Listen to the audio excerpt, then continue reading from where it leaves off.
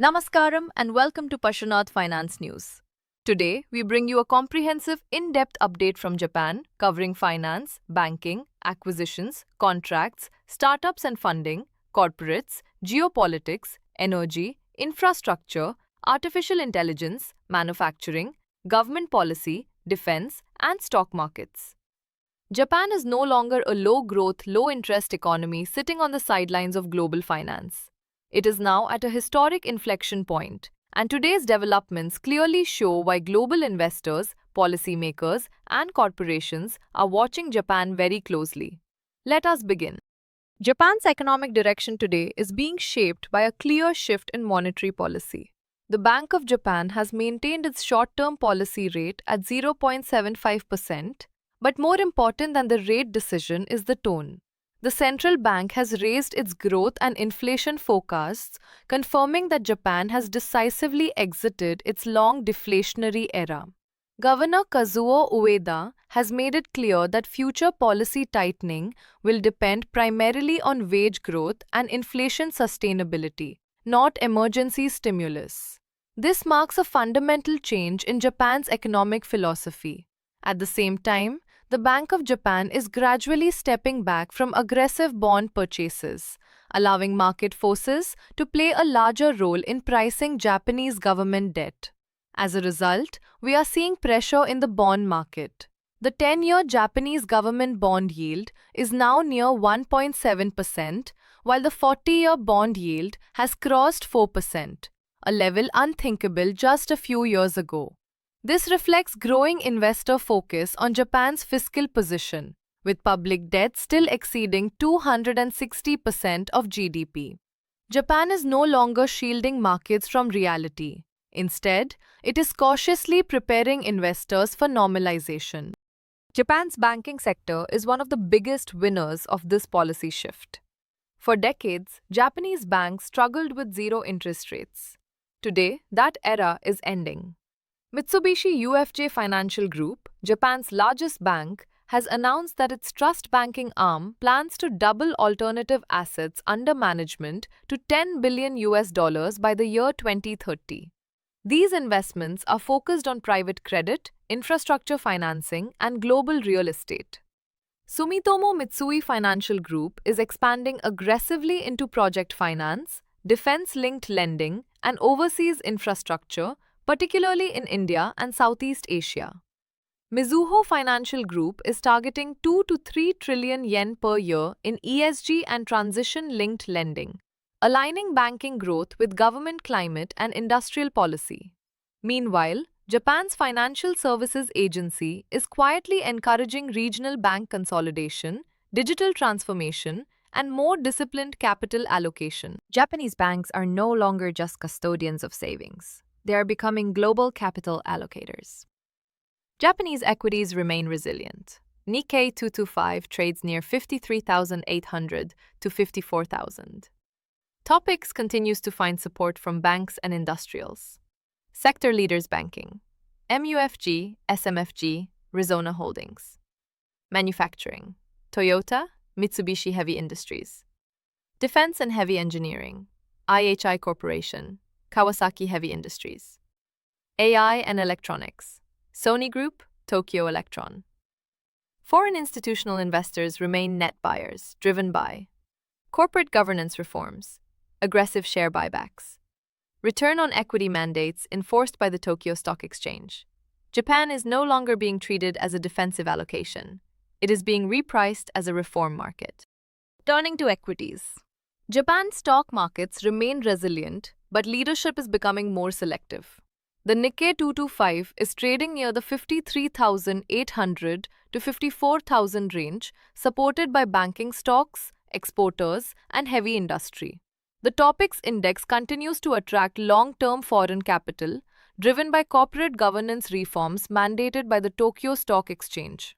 Investors are rewarding companies that improve return on equity, reduce cross-shareholdings, and return capital through buybacks and dividends.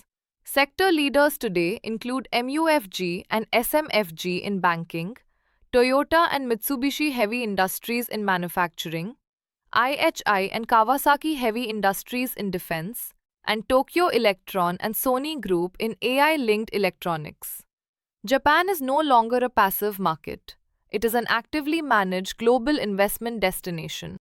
Japan's corporate sector is undergoing quiet but powerful restructuring. Large conglomerates and trading houses such as Mitsubishi Corporation and Mitsui and Company are deploying billions of dollars into energy transition projects, overseas infrastructure, and critical minerals. SoftBank Group, after restructuring its Vision Fund exposure, continues selective investments in AI infrastructure and strategic technology platforms, focusing on long-term control rather than short-term valuation. Domestic mergers and acquisitions are accelerating due to succession challenges, Tokyo Stock Exchange pressure on undervalued firms, and rising private equity interest from global funds such as Bain, KKR, and Japan Industrial Partners.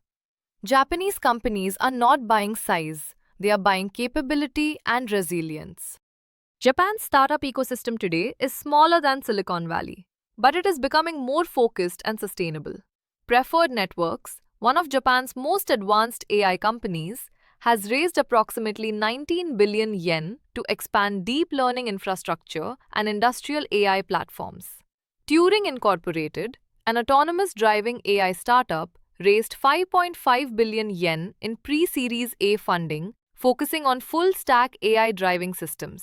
Average startup deal sizes now range between 1 and 3 billion yen, reflecting more realistic valuations and stronger governance. The Japanese government has committed to a 10 trillion yen startup investment plan with a target of creating 100 unicorns by the year 2027. This is not hype-driven growth. It is policy-backed, institution-supported expansion. Artificial intelligence in Japan is not about chatbots or social media platforms. It is about industrial dominance. Toyota Motor Corporation is integrating AI across smart factories, autonomous mobility platforms, and supply chain optimization. Mitsubishi Heavy Industries is deploying AI in aerospace, energy systems, shipbuilding, and defense manufacturing. FANUC and Keyence continue to dominate factory automation, exporting Japanese precision engineering worldwide.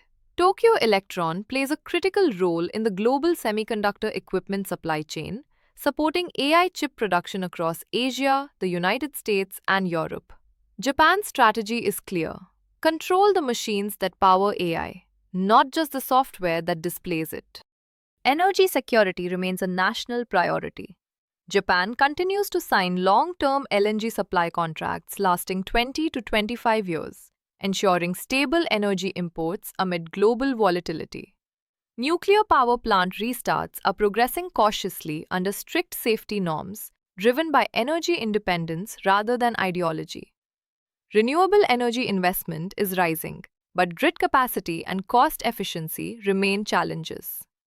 The Japan Bank for International Cooperation, or JBIC, is actively financing overseas energy projects, LNG infrastructure, and strategic resource assets, supporting Japanese companies abroad. Infrastructure investment is focused on power grids, digital connectivity, and disaster resilience. Japan's defense posture has fundamentally changed. Defense spending is moving steadily toward 2% of GDP, with the annual defense budget crossing 8 trillion yen. Key defense manufacturers include Mitsubishi Heavy Industries, Kawasaki Heavy Industries, and IHI Corporation. Investment is focused on missile defense systems, cybersecurity, unmanned platforms, and space-based surveillance. Geopolitical uncertainty in East Asia has pushed Japan to rebuild domestic defense manufacturing capacity and deepen strategic cooperation with allies. This is a long-term structural shift, not a temporary response. Japan's government is walking a narrow path. On one side, it must support growth through industrial policy, digitalization, and wage reform. On the other, it must maintain fiscal credibility in increasingly sensitive bond markets. Key policy pillars include corporate governance reform, labor market flexibility, digital transformation, and strategic subsidies for semiconductors, energy, and defense. Political pressure for stimulus remains, but markets are now watching fiscal discipline very closely. Japan today stands at a rare moment in its modern history. Interest rates are normalizing, corporates are restructuring, banks are regaining profitability, startups are becoming disciplined, manufacturing is merging with artificial intelligence, defense and energy security are reshaping policy. This is no longer a sleeping economy. Japan is repositioning itself as a strategic, high quality global powerhouse, with risks that are visible but opportunities that are historic. That was your complete in depth Japan update, covering finance, banking, markets, corporates, policy, technology, and geopolitics. For clarity beyond headlines and insight beyond noise, this is Pashanath Finance News.